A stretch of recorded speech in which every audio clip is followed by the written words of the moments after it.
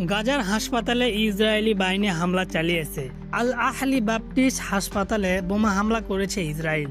এতে হাসপাতালটি নিবিড় পরিচর্যা ও সার্জারি বিভাগ পুরোপুরি ধ্বংস হয়ে গেছে।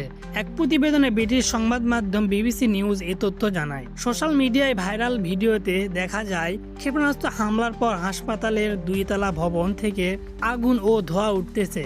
হাসপাতালের শয্যাশায়ী রোগী সহ অনেকে আতঙ্কে দৌড়ে পালাচ্ছেন।